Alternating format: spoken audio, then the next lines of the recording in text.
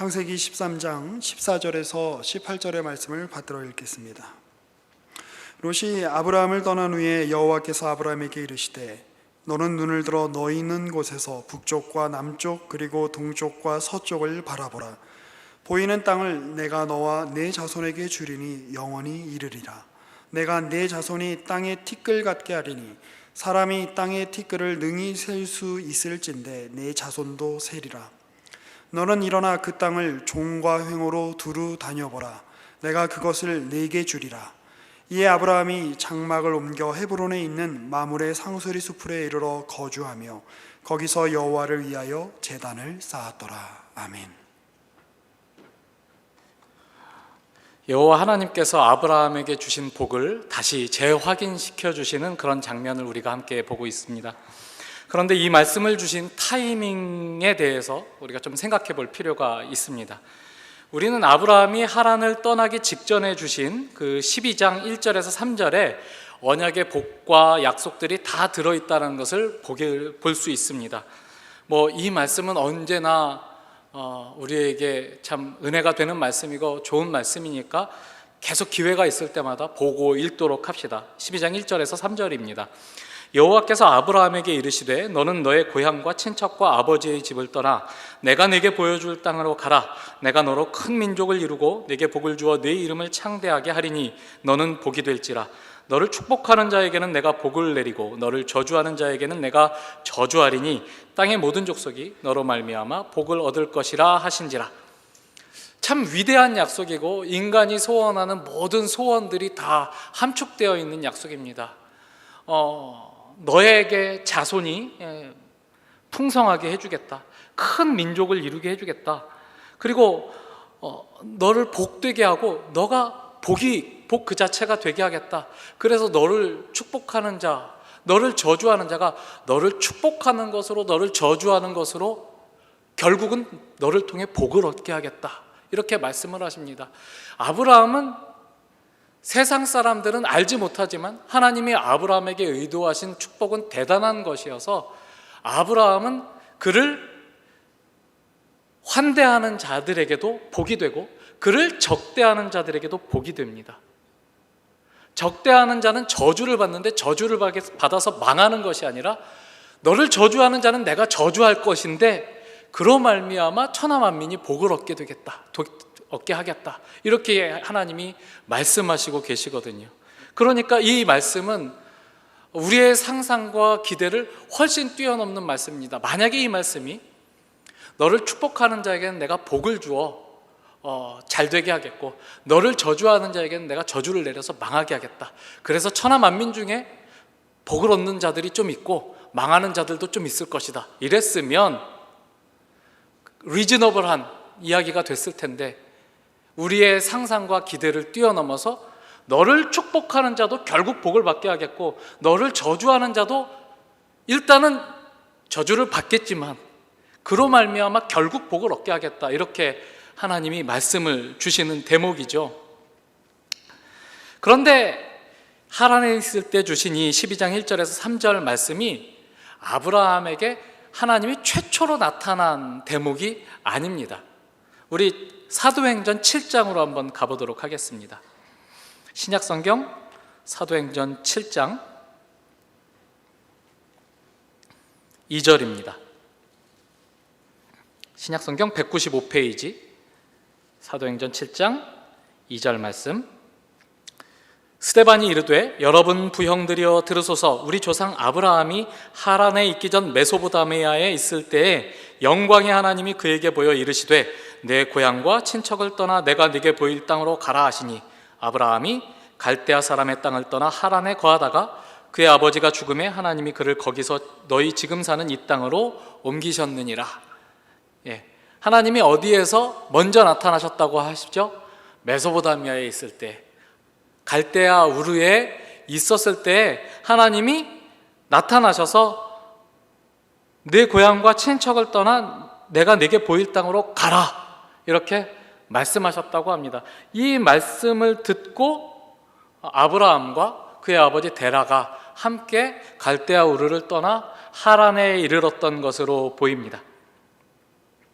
그런데 아브라함이 하나님으로부터 이 말씀을 들었을 때 아브라함이 하나님을 잘 섬기고 있었던 사람이었느냐 하는 것이 좀 궁금해요. 그럼 우리는 이런 약속을 받을 만한 사람이라면, 이렇게 하나님이 친히 나타나셔서 말씀할 만한 사람이라면 하나님을 잘 믿고 있었던 사람이라는 그런 기대. 그래서 아브라함은 원래 믿음의 사람이었고 하나님이 나타나셨을 때 순종할 준비가 되어 있었던 사람이었을 거다, 이렇게 생각할 수 있으니까요. 그러나 아브라함이 갈대아 우르에 있었을 때 하나님을 믿는 사람이었느냐 하는 부분에 있어서는 여호수아 24장에 가면 이런 말씀으로 좀 힌트를 얻을 수 있습니다. 여호수아 24장 2절과 3절 말씀을 한번 보도록 하겠습니다. 막 왔다 갔다 하니까 열심히 좀 찾아주세요. 구약성경 여호수아 24장 2절과 3절 356페이지입니다. 여호수아가 모든 백성에게 이르되 이스라엘의 하나님 여호와께서 이같이 말씀하시기를 옛적에 너희의 조상들 곧 아브라함의 아버지 나홀의 아버지 데라가 강 저쪽에 거주하여 다른 신들을 섬겼으나 내가 너희의 조상 아브라함을 강 저쪽에서 이끌어내어 가나안 온 땅에 두루 행하게 하고, 아브라함을 하나님이 불러서 강 저쪽은 이제 갈대아 우르를 가리키는 표현입니다. 갈대아 우르 지방에서 이끌어내어 가나안 땅에 들어오게 했었는데, 그때 갈대아 우르에 있었을 때 아브라함의 아버지 데라는 뭐 하는 사람이었다? 다른 신들을 섬기는 사람이었다. 그때 아브라함의 아버지 데라가 살아있는 동안에 그 집안의 어른은 누구다? 데라다. 그 집안의 어른의 결정은 곧 가족들이 따라야 될 결정이고, 그런 차원에서 아브라함은 하나님을 잘 믿는 사람이었다? 아니다, 우상을 섬기는 사람이었다. 이렇게 해석을 할 수가 있는 대목이죠. 하나님을 모르고 하나님을 따로 섬기지 않았는데 하나님이 어느 날 찾아가셔서 갈대아 우르에서 아브라함을 불러 약속을 주십니다. 내가 내게 지시할 땅으로 가라. 내가 너에게 복을 주겠다. 그리고 이제 아브라함이 하란으로 옮겨오게 되죠. 그런데 재밌는 것은 아까 봤던 사도행전 7장의 스데반의 설교에서 갈대아 우르에서 나타나신 하나님을 어떻게 묘사를 하고 있냐면 영광의 하나님이 그에게 보이셨다, 이렇게 말씀을 합니다. 이것은 보편적인 신명, 하나님의 보편적인 이름이라고 할 수 있습니다. 그 당시에 하나님이라는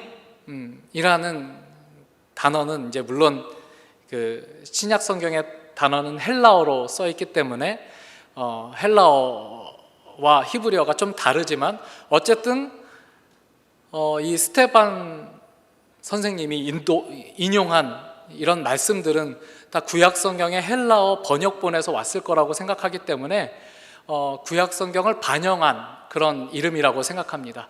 영광의 하나님이라는 표현은 보편적인 하나님의 이름을 가리킵니다. 그 성경의 엘로힘 또는 우리 밑에 내려가면 1층에 있는 빵집 엘샤다이, 이런 것들이 이제 보편적인 신명을 가리키는 표현인데, 엘로힘은 하나님, 신이라는 뜻의 복수형이고, 그 다음에 엘샤다이는 전능의 하나님, 이런 뜻입니다. 힘을 가지신 하나님. 그러니까 영광의 하나님은 영광스러운 하나님, 이런 뜻이죠. 그런데 갈대아 우르에서 나타나셨을 때는 영광의 하나님이고, 우리가 본 창세기 12장에서 하나님의 이름은 여호와 하나님이, 여호와께서 그에게 나타나 이르시되, 이렇게 말씀을 하십니다. 여호와는 언약의 주로서 하나님과 인간이 언약을 맺은 관계 속에서 그 언약의 주이신 하나님을 부르는 이름입니다. 그러니까 이미 하란에서 12장에서 하나님께서 나타나셔서 아브라함에게 요구하셨을 때 내 고향 친척 아비집을 떠나 내가 내게 지시할 땅으로 가라 말씀하신 하나님은 아브라함과 언약을 맺으신 하나님이라는 거죠. 그럼 언제 언약을 맺었느냐? 갈대아 우르에서 이미 언약을 맺고 갈대아 우르를 떠나 가나안 땅으로 오려고 했는데 하란에서 머뭇거리고 있으니까 하나님이 다시 하란에서 나타나셔서 너 나랑 계약을 맺지 않았느냐? 내가 내게 지시할 땅으로 가자. 이렇게 해서 가나안 땅으로 들어왔다. 이렇게 볼 수가 있는 대목입니다. 그래서 지금까지 갈대아 우르에서 아브라함이 만난 하나님은 지금까지 자기가 알고 있던 우상들과는 확연히 다른 무게로, 거스를 수 없는 영광으로, 영광과 무게는 같은 뜻을 가진 단어입니다. 그러니까 한 단어로 되어 있어요. 카보드라는 단어인데, 지금까지는 자기가 알고 있었던 신들은 우상이고 자기의 소원을 가지고 그 우상에게 그 호의를 얻어내고 또 힘을 빌리고 하는 그런 신을 알고 있었는데, 찾아오신 이 영광의 하나님은 무거우신 하나님이고 거스를 수 없는 무게로 자기를 밀어내시는 하나님이더라 이거죠. 그래서 거기에서 하나님께 사로잡힙니다. 이렇게 사로잡힌 아브라함이 갈대아 우르를 떠나오는데 왜 하란에 머물렀느냐? 하란은 이 메소포타미아 문명의 최변경 지역입니다. 그러니까 거기까지는 메소포타미아 문명을 공유하고 있었던 지역이고, 거기를 벗어나서 내려오면 가나안 땅은 지금까지와는 또 다른 문화권에 속하는 그런 땅이었기 때문에 망설이고 머뭇거리고 그 아버지가 쉽게 결단을 내리고 있지 못하는 거죠. 그때 하나님이 나타나셔서 가나안 땅으로 들어가라고 다시 말씀을 하시는 거죠. 여호와 하나님의 말씀을 듣고 그렇게 아브라함이 가나안 땅으로 들어오는데, 재밌는 것은 12장 4절과 5절을 보시면 이렇게 기록이 되어 있습니다. 이에 아브라함이 여호와의 말씀을 따라갔고 롯도 그와 함께 갔으며 아브라함이 하란을 떠날 때에 75세였더라.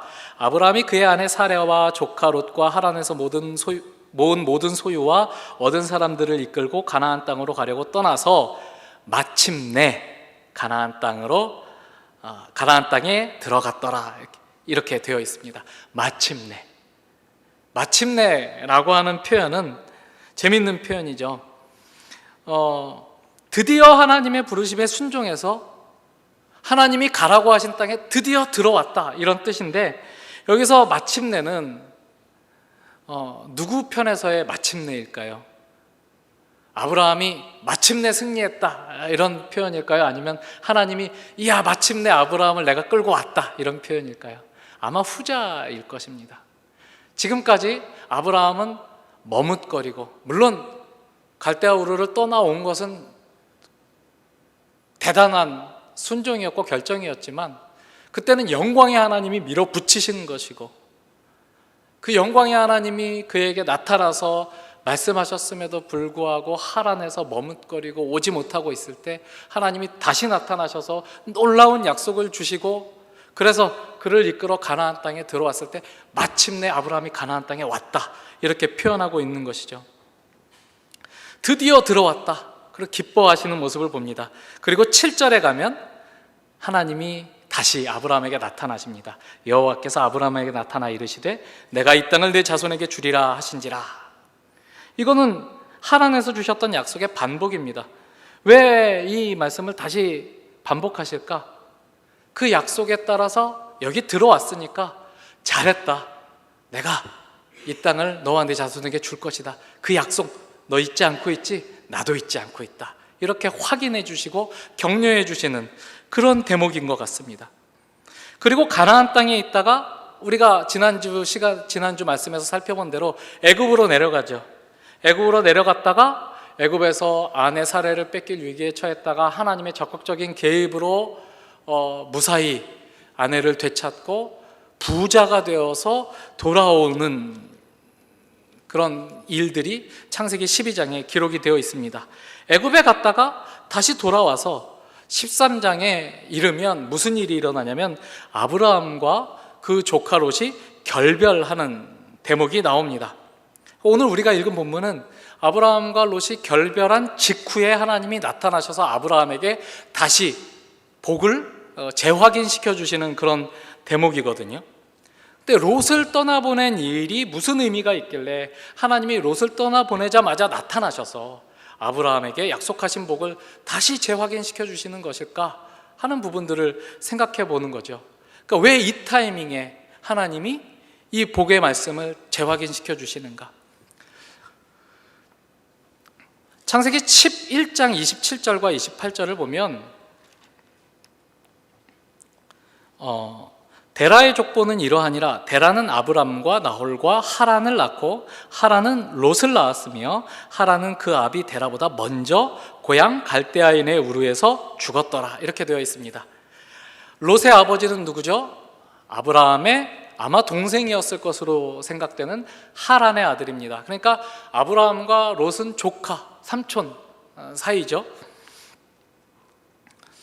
아들이 없는 아브라함과 아버지가 없는 롯이 갈대아 우르에서부터 하란, 하란에서부터 가나안, 가나안에서부터 애굽, 애굽에서 다시 가나안, 여기까지 계속 동행을 합니다.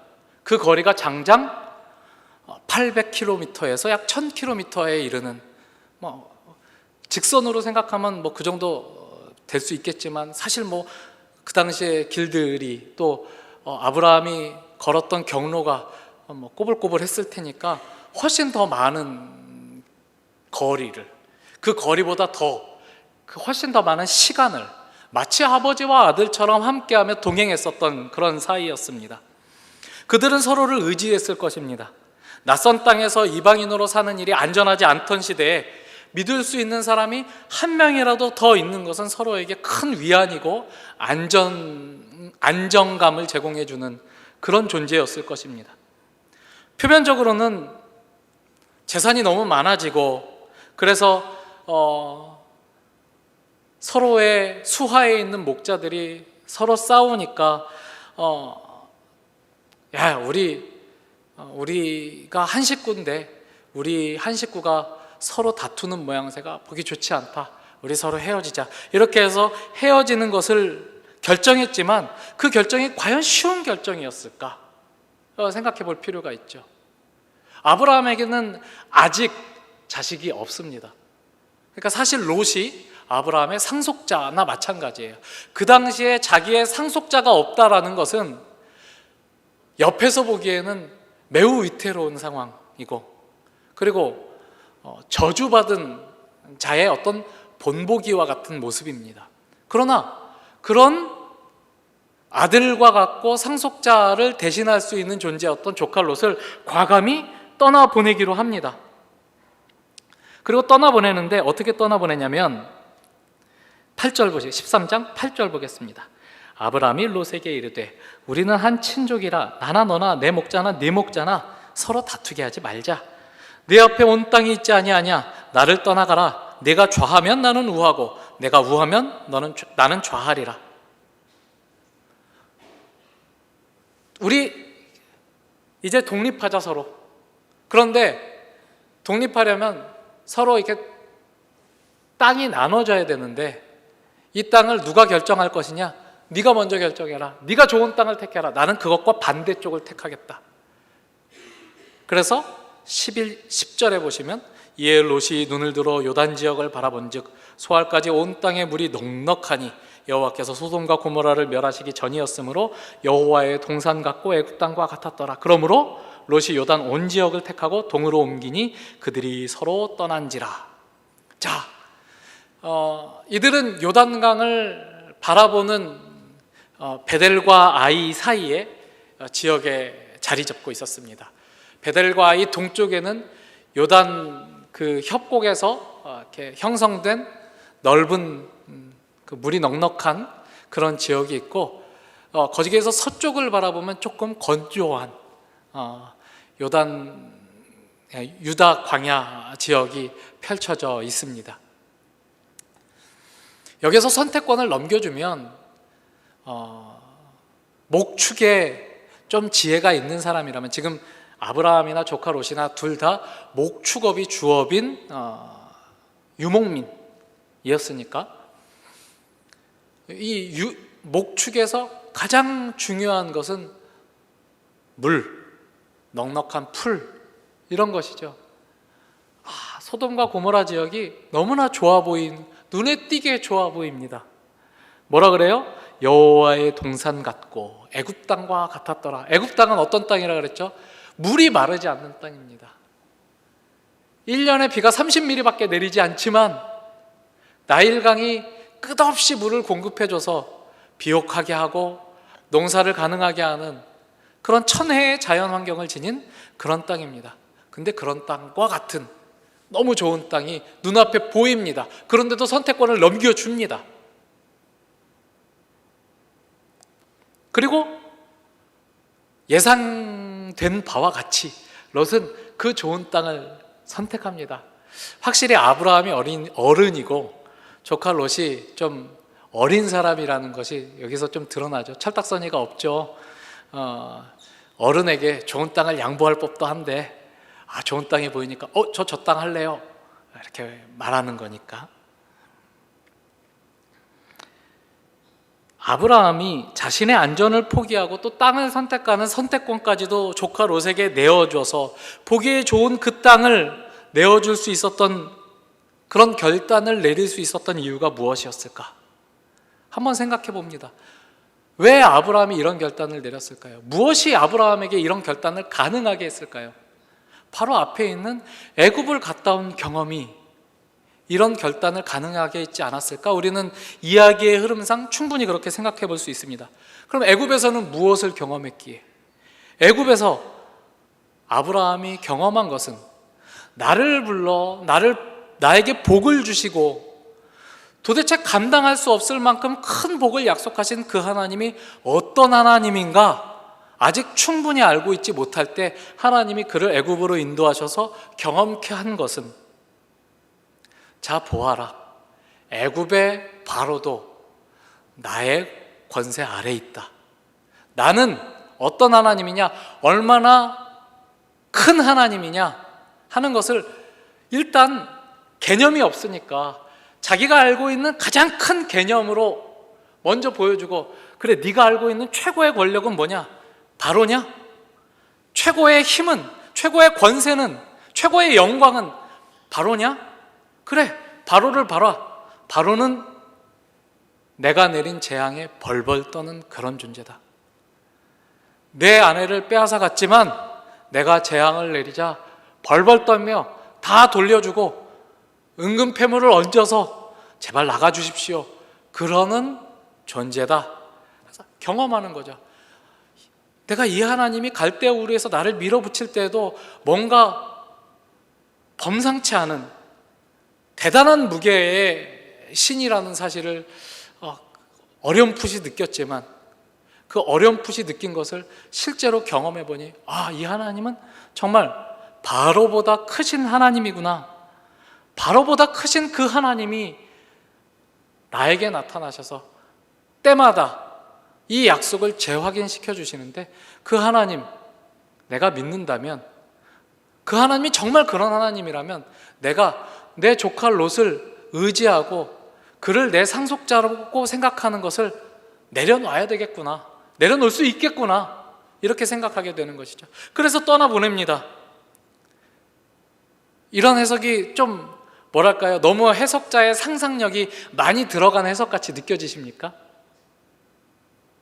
그러나 뭐 그렇다 할지라도 제가 설교하는 거니까 저는 그렇게 무리스러운 해석이라고 생각하지 않습니다. 왜냐하면 오늘 읽은 우리 본문 말씀이 그것을 지지해 준다고 생각하기 때문이죠. 이런 해석을. 언제 하나님이 나타나셨다고요? 아브라함이 조카 롯을 떠나보낸 후에 여호와께서 아브라함에게 나타나십니다. 그리고 나타나셔서 하는 말씀을 한번 이렇게 살펴보세요. 이 똑같은 말씀, 창세기 12장 1절에서 3절에서 주신 그 말씀을 반복해서 말씀해 주시는 것 같은데, 이 말씀에 담겨있는 뉘앙스가 느껴지시지 않습니까? 좀 하나님의 어떤 아브라함을 향한 대견함과 이 아브라함의 어떤 성장을 바라보는 그 기쁨이 충만한 그런 뉘앙스가 저는 느껴집니다. 이렇게 말씀을 하시는 거죠. 롯이 아브라함을 떠난 후에 여호와 하나님께서 아브라함에게 나타나셔서 야, 눈을 들어 동서남북을 바라봐라. 아브라함에게 이르시되 너는 눈을 들어 너 있는 곳에서 북쪽과 남쪽 그리고 동쪽과 서쪽을 봐라. 야, 한번 봐라. 내 앞에 펼쳐 있는 땅을 한번 바라봐라. 이 네가 보는 모든 땅을 내가 너와 네 자손에게 주겠다. 이것은 내가 내게 지시할 땅으로 가라. 내가 그 땅을 너에게 주겠다 하는 말씀보다 얼마나 구체적이고 하나님의 감정이 풍부하게 담겨져 있는 그런 말씀 같이 느껴지시지 않습니까? 그리고 또 이렇게 말씀을 하시죠. 야, 내가 네 자손을 큰 민족을 이루게 하겠다라고 얘기하셨었는데 12장에서는 땅에 티끌같이 많게 하겠다. 셀 수 있는 놈 나와보라 그래. 한번 세보라 그래. 내가 그렇게 풍성하게 줄게. 그리고 너 이 땅 한번 네 마음껏 다녀봐. 종으로 횡으로 마음껏 다녀봐. 네가 받는 땅은 다 네 거야. 마치 하나님이 자기 자녀에게 좋은 집을 마련해 주시고 이 방도 열어주시고 저 방도 열어주시면서 야, 이 방도 가봐, 화장실도 가봐, 부엌도 가봐, 다 봐. 거기에 있는 것들 다 한번 누려봐. 렌즈도 한번 켜보고 화장실 가서 물도 한번 틀어보고 해봐. 에어컨도 틀어봐. 얼마나 시원한지 몰라. 이런 느낌으로 이런 말씀들이 막 이어지고 있는 것이죠. 그리고 18절에 가면 이에 아브라함이 장막을 옮겨 헤브론에 있는 마므레 상수의 수풀에 이르러 거주하며 거기서 여호와를 위하여 제단을 쌓았더라. 이렇게 말씀이 이어집니다. 이 말씀에는 특이한 점이 있는데 우리말 성경에는 드러나지 않는 특이한 점이 있는데 원어 성경에는 모든 동사에 접속사 그리고가 붙어 있습니다. 그리고 또는 그래서. 자, 하나님이 아브라함에게 막 축복을 해주십니다. 하나님이 기쁨에 넘쳐서 야, 한번 봐. 네가 보는 거 다 네 거야. 네 자손을 내가 땅에 티끌처럼 많게 해줄 테니까 셀 수 있는 놈 나와보라 그래. 야, 한번 다녀봐. 종으로 횡으로 네가 가보시고 싶은데 마음껏 가봐. 다 네 거니까. 이렇게 말씀을 해주시고 나서 아브라함이 그 말씀을 듣고 그래서 아브라함이 이렇게 되는 거죠. 그래서 아브라함이 장막을 옮기고 헤브론 마므리 상수리 수풀에 이르고 그리고 거기 거주해서 그리고 거기서 하나님을 예배했다. 이렇게 나오는 것입니다. 이 말씀을 보면 저는 그렇게 느껴집니다. 창세기 12장에서 시작된 이 아브라함의 이야기가 마치 아브라함의 성장기 같이 그렇게 읽혀집니다. 75세에 나왔는데 성장기라고 그러니까 좀 우습나요? 아니요, 75세가 넘어도 사람은 하나님을 만나면 얼마든지 성장할 수 있습니다. 하나님을 만나면 무한히 성장할 수 있습니다. 하나님을 아는 만큼 성장할 수 있습니다. 하나님과의 관계에서 하나님을 신뢰하는 그 믿음에 있어서 아브라함을 이끌으시는 하나님과 그 하나님의 이끄심을 받아 한 걸음 한 걸음 떼어가며 하나님을 경험하고 성장하고 하나님에 대한 신뢰가 쌓이는 그 모습이 우리에게 펼쳐져 보여집니다. 그 속에서 하나님은 아브라함의 작은 순종을 아주 기뻐하십니다. 아브라함이 한 걸음을 떼어서 마침내 가나안 땅에 들어왔을 때 아브라함 잘 들어왔다. 이 땅은 네 거다 말씀하셨고 애굽에 갔다 올라와서 애굽에서 경험한 하나님에 대한 알물 토대로 자기의 안전망이여라고 생각했었던 조카 롯을 떠나보낸 직후에 나타나셔서 잘했다 아브라함, 너 많이 컸구나. 이 땅은 다 네 거다. 내가 너에게 준 약속은 나는 잊지 않고 반드시 그 약속을 지킬 것이다. 이렇게 성장하는 아브라함을 기뻐하시며 그를 격려하시며 그와 함께 웃고 울으시는 하나님의 모습이 펼쳐지는 것이죠. 마치 아이가 태어나서 처음으로 부모의 눈을 맞췄을 때, 그리고 그 부모의 눈을 마주치고 처음 웃음을 지어 보였을 때 부모가 기뻐하는 것처럼, 아이가 처음 자기의 두 발로 무언가를 짚고 일어섰을 때 부모가 경탄하고 놀라는 것처럼, 그리고 첫 걸음을 떼었을 때 넘어지면서도 부모의 부축을 거부하면서 계속 일어나 한 걸음 한 걸음 떼는 모습을 보며 대견하게 여기는 것처럼, 그렇게 하나님은 아브라함의 성장을 기뻐하시며 아브라함의 결단에 화답하시는 그런 모습이 오늘의 말씀 속에 펼쳐져 있는 것이죠. 우리는 아브라함을 믿음의 사람으로 알고 있습니다. 히브리서 11장에 보면 아브라함은 이렇게 묘사가 되어 있죠. 믿음으로 아브라함은 부르심을 받았을 때에 순종하여 장래의 유업으로 받을 땅에 나아갈새 갈 바를 알지 못하고 나아갔으며, 이렇게 되어 있어서 우리는 아브라함이 갈대아 우르를 떠날 때부터 믿음으로 이미 완성된 사람이라고 생각하는 경향이 있는데, 우리가 창세기 말씀을 차근차근 살펴보면 이 창세기의 말씀은 아브라함의 믿음은 완성되어서 나온 것이 아니라 하나님과 동행하는 한 걸음 한 걸음을 통해 성장하고 완성을 향해 나아가는 그런 과정이 들어있는 믿음이라는 것을 알게 됩니다. 사실 믿음이라는 것은 자기의 의지로 되는 것이, 가질 수 있는 것이 아닙니다. 여러분, 제 설교가 하나님의 말씀을 잘 증언한다고 믿으십니까? 그런데 아니라고 하실 분은 여기 없겠죠. 대놓고 조금 부족하다 이렇게 느끼실 수 있을 것입니다. 그러나 서정걸 목사가 최선을 다해서 하나님 편을 드는 것 같아, 이렇게 생각하시면 감사합니다. 만약 여러분이 그렇게 생각할 수 있다면 그 믿음은 여러분이 그렇게 믿기로 해서 믿어지는 겁니까? 아니면 저의 오랜 설교하는 모습을 보고 또 여러분과 함께 교제하면서 경험해왔던 모습을 보고 믿음이 생기는 것입니까? 후자죠. 믿음은 내가 갖는 사람이 갖겠다고 해서 가져지는 것이 아니라 믿음의 대상인 그 상대편이 믿을만 해야 가질 수 있는 것입니다. 그러니까 믿음이라는 것은 재밌는 것이죠. 사실 그 상대방에게 달려있는 것인데 나에게 결실이 될 뿐입니다. 하나님이 신실하셔서 내가 믿음을 갖게 되는 것이죠. 하나님이 신실하셔서 아브라함이 믿음을 갖게 됩니다. 어떻게 해요? 하나님, 그런 신실하신 하나님을 경험하고 더 격렬하게 경험해서 여러 정황 속에서 갈대아 우르에서 경험하고, 하란에서 경험하고, 가나안에서 경험하고, 애굽에서 경험하고, 메소포타미아 지역의 도시 국가들과의 전쟁에서 경험하고, 자식을 자기가 한번 만들어 보겠다고 이스마엘을 낳아서 경험하고, 그것 때문에 혼나서 경험하고, 이삭을 낳음으로 경험하고, 그렇게 여러 정황 속에서 하나님을 경험해 보니까 그 하나님은 신실하시더라, 변함이 없으시더라, 약속에 충실하시더라, 이런 믿음이 아브라함에게 쌓여서 아브라함이 믿음의 사람이 되는 것입니다. 하나님이 그 아브라함을 부르셨듯이 오늘 우리들도 믿음의 사람으로 부르고 계십니다. 하나님은 이 믿음이라는 방법을 통해서 자기 백성을 구원하신다고 로마서가 말씀합니다.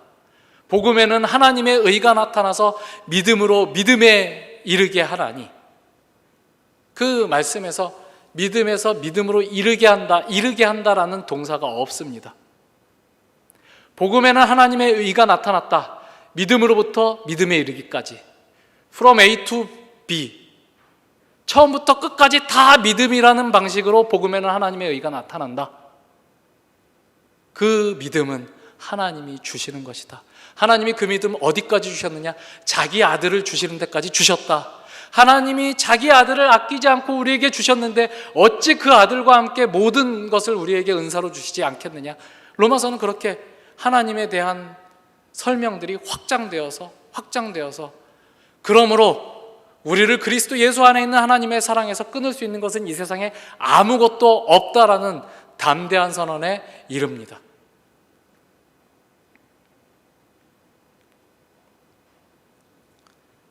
이 믿음의 길로 초대받은 사람들은 모두 다 아브라함의 후손이라고 합니다. 아브라함의 후손이면 아브라함에게 허락됐던 그 믿음이 적용되는 방식이 우리에게도 적용될 것입니다.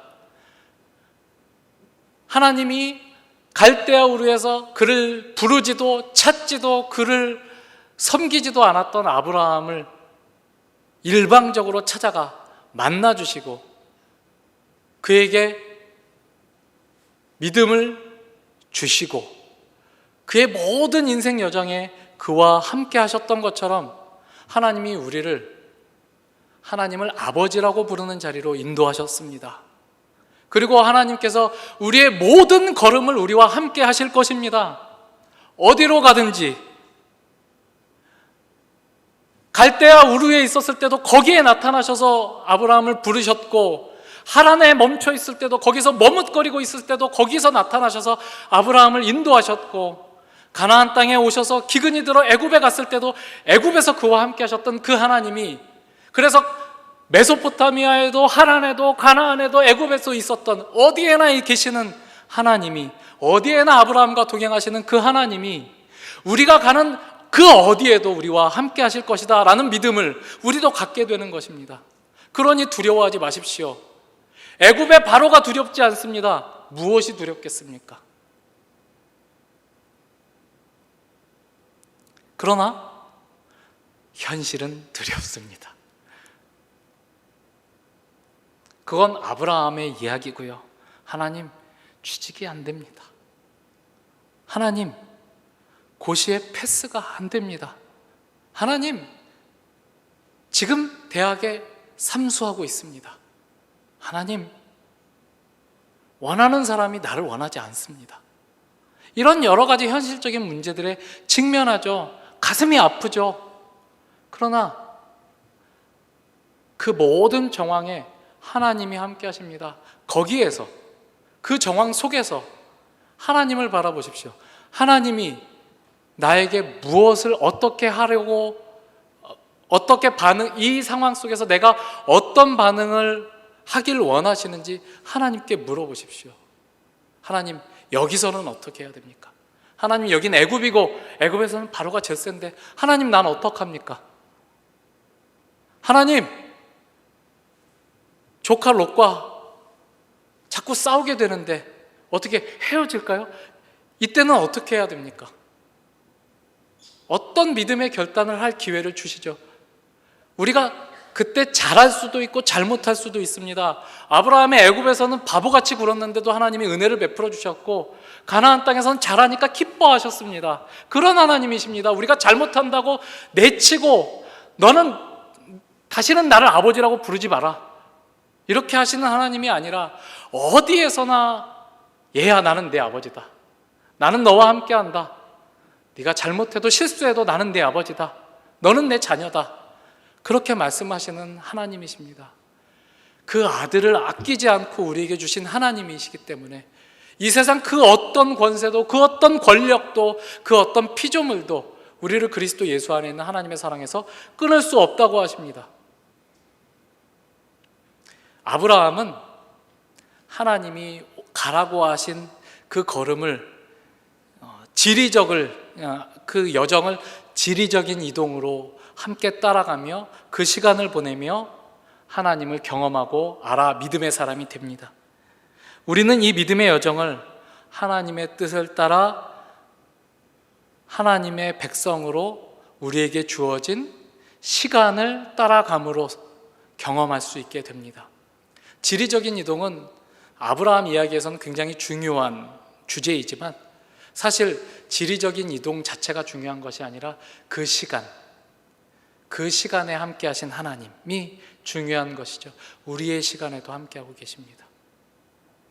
하나님이 우리의 작은 결심, 우리의 작은 실천, 아브라함의 그 실천을 기뻐하고 즐거워해서 정말 자기의 자녀가 잘하는 것을 기뻐하는 부모가 기뻐하는 것처럼 다시 집에 가셔서 한번 이 13장 14절부터 17절에 있는 하나님이 하시는 말씀을 찬찬히 읽어보시길 바랍니다. 여기에 담겨있는 하나님의 그 벅찬 기쁨, 아브라함을 향한 정말 진실된 사랑, 이런 것들로 풍성하게 녹아있는 그 하나님을 만나시고 그 하나님이 다른 누구의 하나님이 아니라 바로 나의 하나님이라는 것을 알아 아브라함이 자기가 처한 환경에서 순종했던 것처럼 우리가 처한 그 조건에서 불평만 늘어놓고 원망만 늘어놓고 왜 내 인생은 이렇게 되는 거야? 라고 낙심해 있는 것이 아니라 하나님, 나는 지금 이런 상황에 있는데 여기에서는 어떻게 하는 것이 하나님의 자녀된 역할입니까? 여기에서는 어떻게 사는 것이 하나님의 자녀로 사는 길입니까? 를 묻고 하나님의 자녀답게 살아 하나님의 마음을 기쁘시게 하고 그 기쁘신 하나님의 마음을 받아 누려 또 나의 인생의 앞으로의 삶도 하나님을 기쁘시게 하는 일로 살아가겠노라, 그렇게 다짐하는 일들로 우리의 인생이, 우리의 걸음이 채워지는 여러분과 저의 복된 인생 되길 바랍니다. 기도하겠습니다.